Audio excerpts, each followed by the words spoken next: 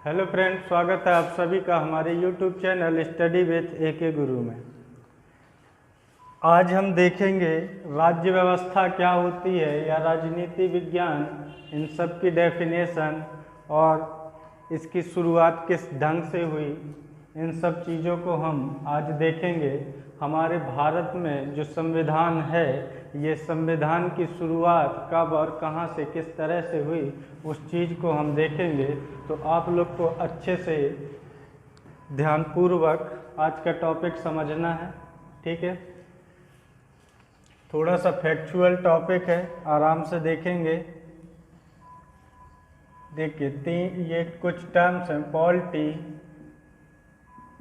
Politics, political science और constitution. राज्य व्यवस्था,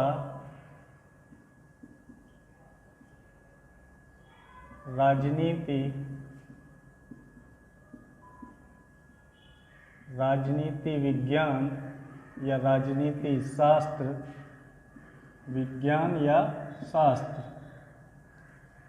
फिर संविधान, ठीक है। पॉलिटिक्स, पॉलिटिकल साइंस, ये तीनों पॉलिस वर्ड से मिलकर बने हैं। किससे मिलकर बने हैं?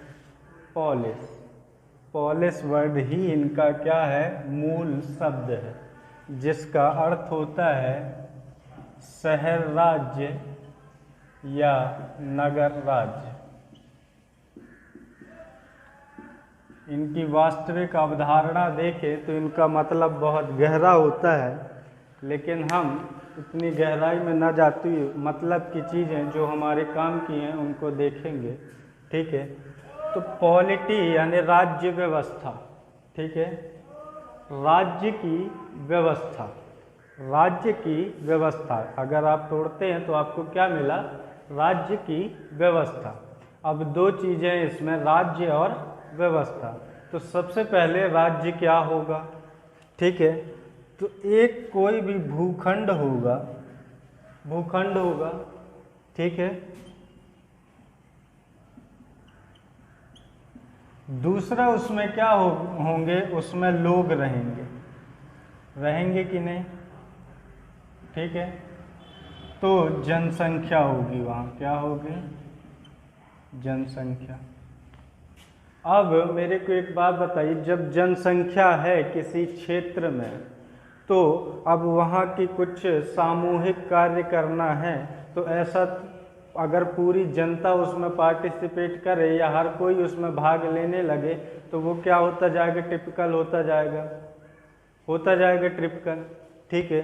तो क्या करती है जनसंख्या? क्या करती है कि अपने द्वारा कुछ लोगों को चुन देती है, जो उनके जो भी सामूहिक कार्य हैं, उनकी रक्षा से संबंधित या उनकी सुविधाओं से संबंधित वो लोग वो कार्य करते हैं।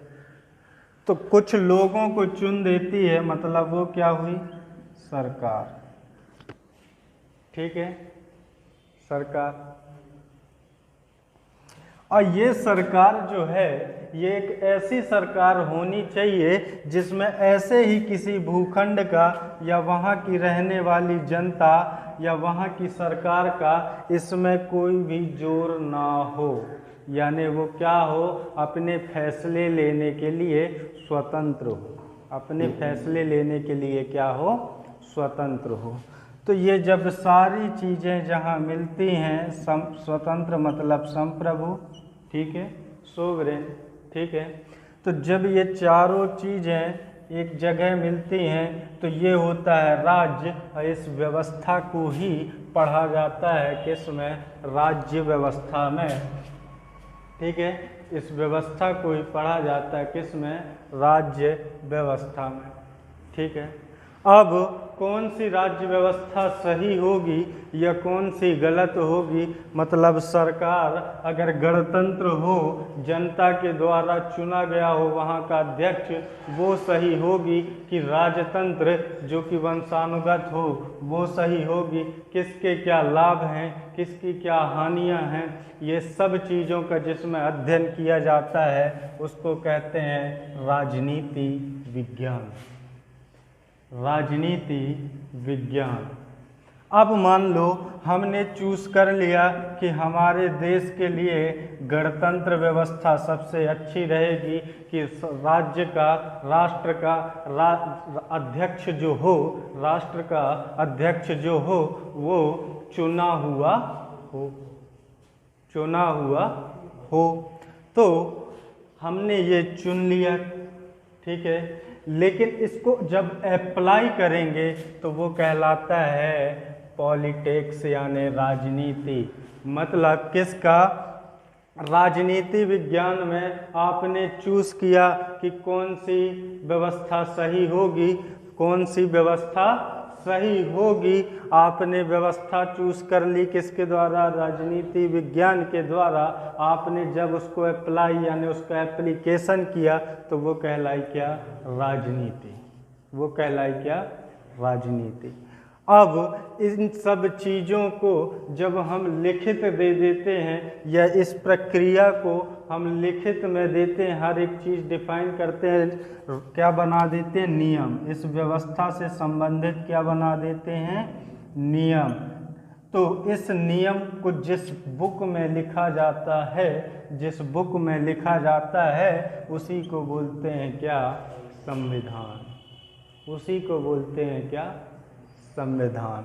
आप देखेंगे एक क्वेश्चन सबसे पहले ये तैयार हुआ कि राज्य व्यवस्था के अनिवार्य कितने अंग होते हैं? तो अनिवार्य 4 अंग होते हैं। वहाँ भूखंड होना चाहिए, जनसंख्या होनी चाहिए, सरकार होनी चाहिए, संप्रभु। अब ये किसी एक क्षेत्र के लिए भी हो सकता है और किसी वृहद क्षेत्र के लिए भी हो सकता है, यानी एक गांव के लिए भी हो सकता है और पूरे देश के लिए भी हो सकता है। ठीक है, तो ये 4 अंग तो चाहिए ही चाहिए, अनिवार्य अंग हैं ये। ठीक है, फिर राजनीति आपने देख ली, विज्ञान, ये इन सब की डेफिनेशन देख ली आपने। अब देखते हैं कि ये शुरुआत कहाँ से हुई इन चीज़ों की। इन चीज़ों की शुरुआत कहाँ से हुई? ठीक है, तो ग्रीक यानी यूनान का सब लोगों ने नाम सुना होगा, सुन रखा होगा। ठीक है, वहाँ के एक दार्शनिक थे सुकरात। कौन थे? सुकरात। ठीक है, ये वहाँ के एक क्या थे? दार्शनिक थे। और कैसे दार्शनिक थे? तो थोड़ा सनकी दार्शनिक थे। जो यूनान के राजा थे उनके द्वारा जो भी कार्य किए जाते थे उनमें कमियां निकालना और उनको फिर उन कमियों को दूर करने के उपाय बताना, कोई सुने या ना सुने लेकिन अपनी बात रखना, यही काम बस था सुकरात का। राजा के द्वारा जो भी कार्य किए जाते थे उनमें कमियां निकालो, ठीक है, और उनको जनता में क्या करो? प्रचार प्रसार करो। तो यही काम था इनका, सिर्फ सुकरात का। ठीक है, अब कमी निकाल रहे हैं तो फिर उसके उपाय भी तो बताओ कि भैया आप कैसी व्यवस्था रखना चाहते हैं, तो वो भी यही बताते थे सुकरात। ठीक है, तो ये क्या करते थे? मौखिक बताते थे। क्या करते थे? मौखिक बोलते थे। तो राजा ने इनको पागल भी बोला था, कई बार पागल भी घोषित किया। ठीक है, ये क्या करते थे? मौखिक बताते थे। उन मौखिक शब्दों को या उन मौखिक बातों को इनके शिष्य प्लेटो, किसने? प्लेटो, ठीक है, इन्होंने क्या कर लिया? लिपिबद्ध यानी उसकी रचना, उसको बुक में लिख ली। अब बुक का नाम दिया गया द रिपब्लिक। अब क्वेश्चन आपका कि द रिपब्लिक बुक किसके द्वारा लिखी गई? प्लेटो। इस बुक में क्या है, तो सुकरात के विचार, सुकरात के विचार। ये बुक आज भी अगर आप थोड़ी ऊपर लेवल में जाएं, देखिए ये आपके पुलिस उलिस तक के लिए सफिशिएंट, लेकिन अगर आप ऊपर के एग्जाम और लेवल बढ़ाएं अपना, तो ये बुक द एकेडमी, ये क्या है, ये एक संग्रहालय का नाम है, इन्हीं के द्वारा बनाया गया था। कहाँ है, एथेंस में है। कहाँ है, एथेंस में है। तो वहाँ इस नाम के संग्रहालय में ये बुक आज भी रखी है। ठीक है, ये बुक आज भी रखी। फिर इनके शिष्य हुए अरस्तु। कौन हुए, अरस्तु। ठीक है, अरस्तु इनके शिष्य हुए। इन्होंने एक पुस्तक लिखी, पॉलिटिकल साइंस। ठीक है, बुक लिखी, द पॉलिटिकल साइंस या द पॉलिटिक्स, ऐसी बुक लिखी। ठीक है, कुछ चीज़ें इसकी थी, कुछ चीज़ें इन्हीं के शिष्य थे ना, तो कुछ बातें इसकी भी हैं उसमें, कुछ इन्होंने नई जोड़ी। ठीक है, और एक बेहतरीन तरीके से राज्य व्यवस्था को पुस्तक का रूप दे दिया। ठीक है, राज्य व्यवस्था को पुस्तक का रूप दे दिया गया, और यहीं से इनको बोला जाने लगा फादर ऑफ पॉलिटिकल साइंस, राजनीति शास्त्र के पिता, राजनीति शास्त्र के पिता। अब आपका क्वेश्चन ये हो गया, राजनीति शास्त्र के पिता, इनके नाम से किसको जाना जाता है, अरस्तु, या आपसे पूछ ले राजनीति विज्ञान के खोजकर्ता के नाम से किसको जाना जाता है, अरस्तु। ठीक है, फिर आप देखेंगे कि इनके शिष्य हुए अलेक्जेंडर द किंग,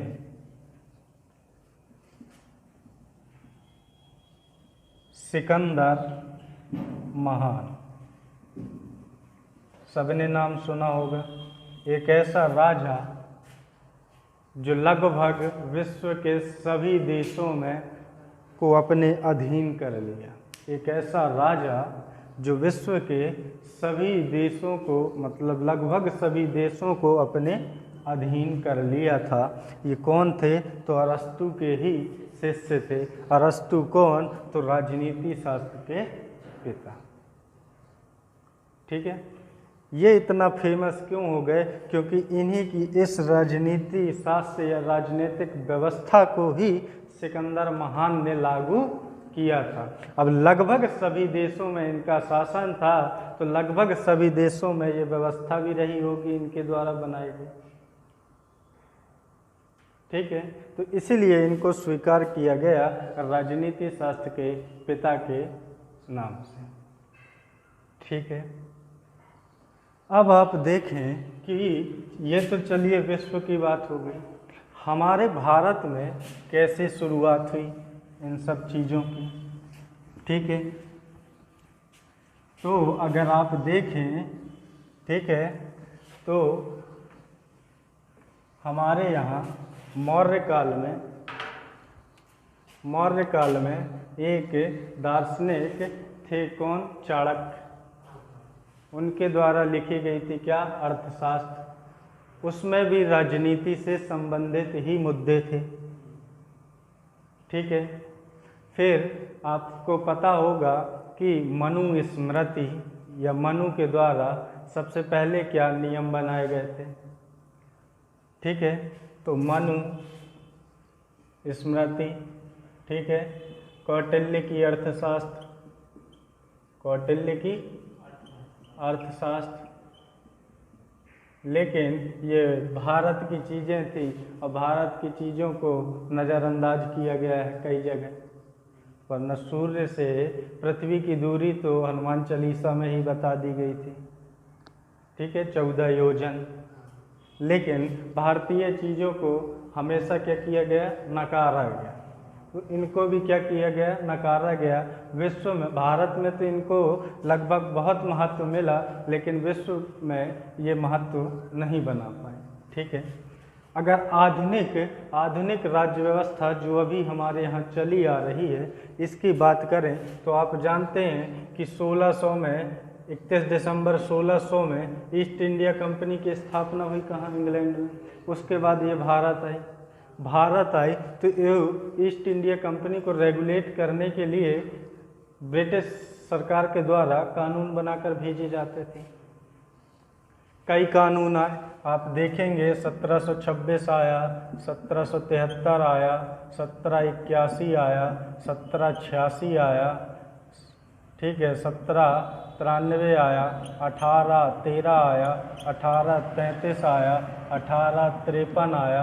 फिर इसके बाद क्या हुआ, 1857 का विद्रोह हुआ था। विद्रोह का क्या परिणाम निकला कि ईस्ट इंडिया कंपनी को हटा दिया गया। अब पूरा जो साम्राज्य था वो किसके अधीन आ गया? भारत का पूरा साम्राज्य डायरेक्ट ब्रिटिश सरकार के अधीन आ गया। तो अब जो कानून आते थे वो डायरेक्ट ब्रिटिश सरकार के द्वारा ही लागू कराए जाते थे। ठीक है, तो फिर आया 1858 आया, ठीक है, 1861 आया, 1893 आया, 1909 आया, 1919 आया, 1935 आया, और इसके बाद आप सभी जानते हैं कि फिर 1947 में हमारा देश आज़ाद हुआ, ब्रिटिश चली गई। तो इस तरह से क्रमबद्ध रूप से कुछ चीज़ें हमको हर उसमें दी गई। तो ये संवैधानिक विकास, ये अलग टॉपिक रहेगा जिसमें हम देखेंगे कि कौन कौन सी चीज़ें किस में आई। ठीक है, तो यहाँ से एक एक करके चीज़ों को हमारे इधर क्या किया गया, अप्लाई किया गया। ठीक है, चीज़ों को हमारे ऊपर क्या किया गया, अप्लाई किया गया। ठीक है, तो शुरुआत यहाँ से हुई। ठीक, फिर अगर आप देखें कि भाई जो आज हमारा संविधान है, पहले ये देखेंगे आप तो ये ब्रिटिश सरकार के द्वारा बनाकर भेजा जाता था। ये कानून किसके द्वारा बनाकर भेजे जाते थे? ब्रिटिशों के द्वारा। हमारे यहाँ जो आज का संविधान है, तो देखो यहाँ से हमको क्या सीख मिली कि हमारे पास संविधान होना चाहिए, मिली। ठीक है, तो जो हमारे पूर्वज थे या जिन्होंने स्वतंत्रता की लड़ाई में भाग लिया, जब उनको ये महसूस हुआ कि हमारा संविधान होना चाहिए, तो अब इसके लिए ब्रिटिश सरकार के समक्ष मांग रखनी पड़ेगी।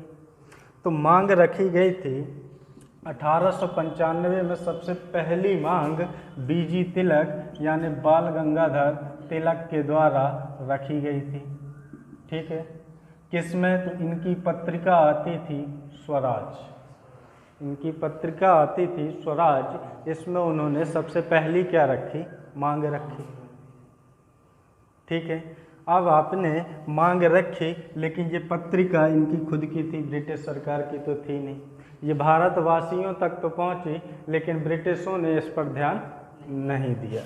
ठीक है, अब सीधी सी बात है, ये ऑफिशियल मांग तो नहीं है, क्योंकि ये स्वयं की मेरी पुस्तिका में लिखी गई है, स्वयं की इनकी पुस्तिका में लिखी गई थी, तो ये ऑफिशियल मांग नहीं थी।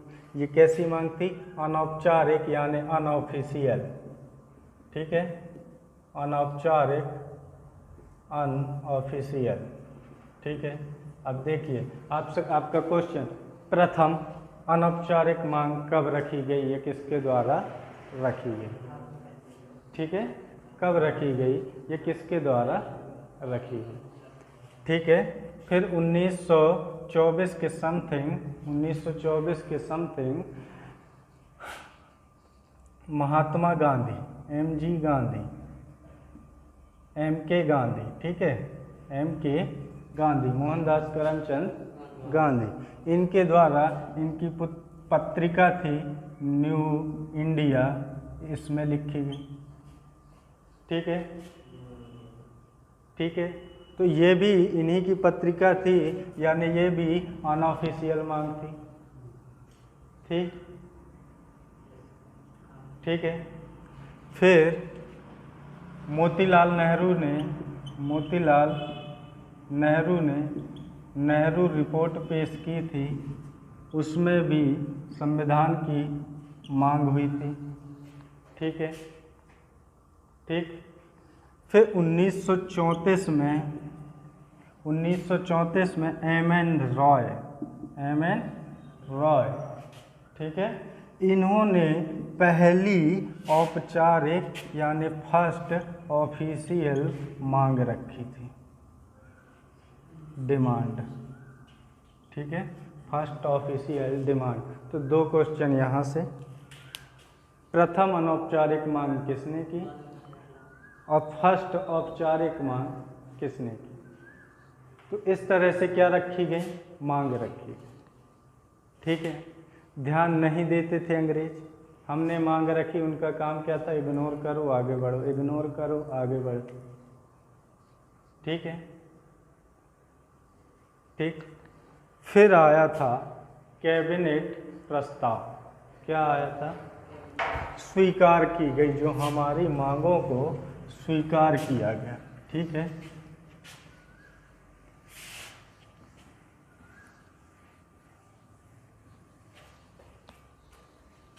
कैबिनेट प्रस्ताव।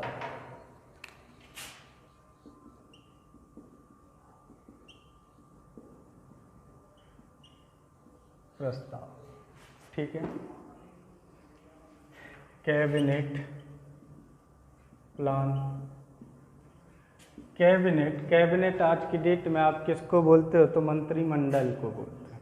इसमें कैबिनेट जुड़ा है, मतलब इसके जो अधिकारी थे वो ब्रिटेन की जो कैबिनेट थी, मंत्रिमंडल थी, उसके सदस्य थे। ठीक है, तो आप इसको शॉर्ट फॉर्म याद करें, पास। क्या याद करें? पास। ठीक है, पास से पी से पैथिक, लॉरेंस। ठीक है, ए से एवी, अलेक्जेंडर। अब देखना, ये वो वाले अलेक्जेंडर नहीं है जो अभी हमने पीछे बताया था, अलेक्जेंडर द ग्रेट, वो नहीं है, ये भी अलेक्जेंडर है। क्या होता है, जब कोई चीज़ फेमस हो जाती है ना, तो फिर सबको क्या करना लगता है? कॉपी। तो वो नाम फेमस हो गया तो सब लोग क्या करने लगे? कॉपी करने।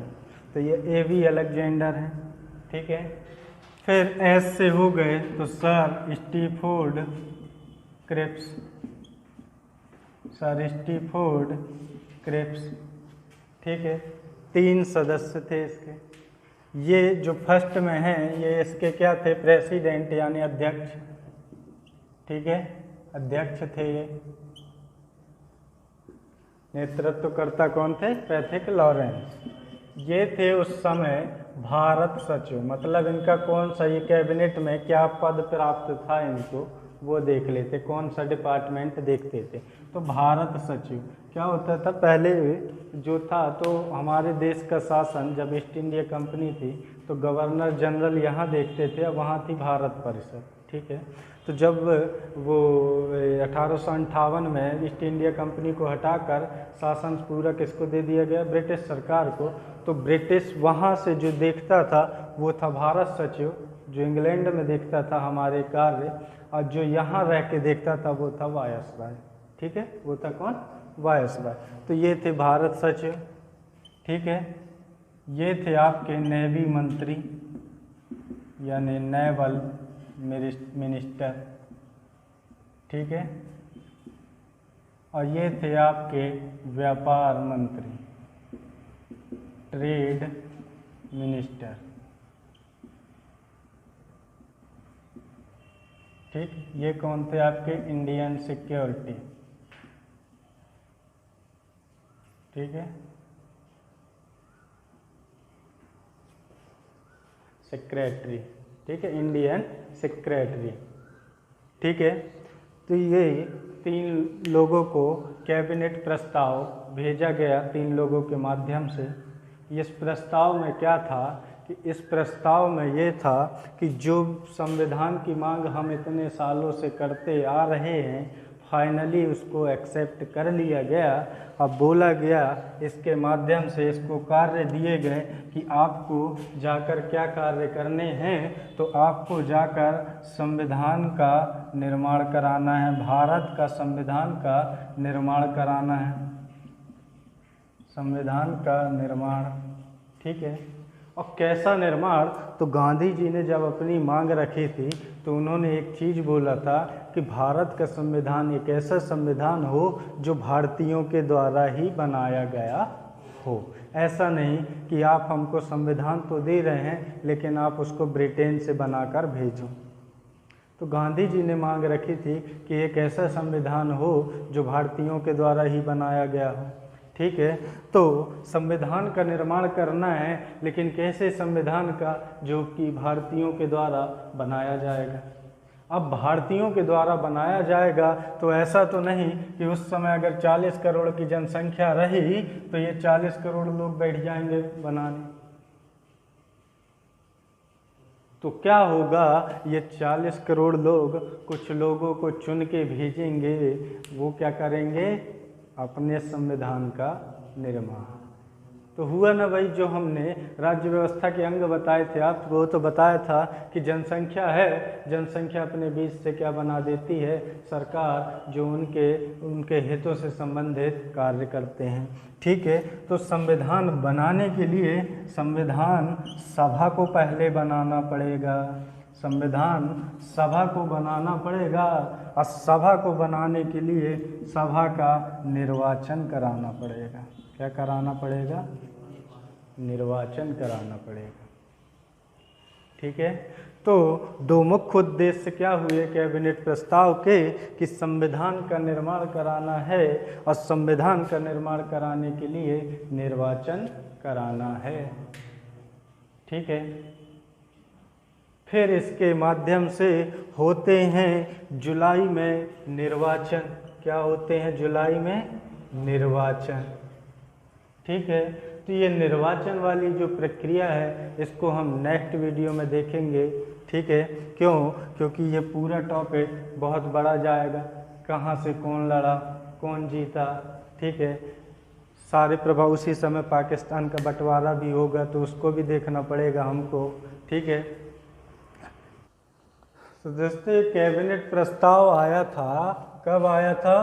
तो 1946 में आया था। कब आया था? 1946 में कैबिनेट प्रस्ताव भारत में आया था। ठीक है दोस्तों, तो मिलते हैं नेक्स्ट वीडियो में नेक्स्ट टॉपिक के साथ। होप आप सभी को समझ में आया होगा। धन्यवाद।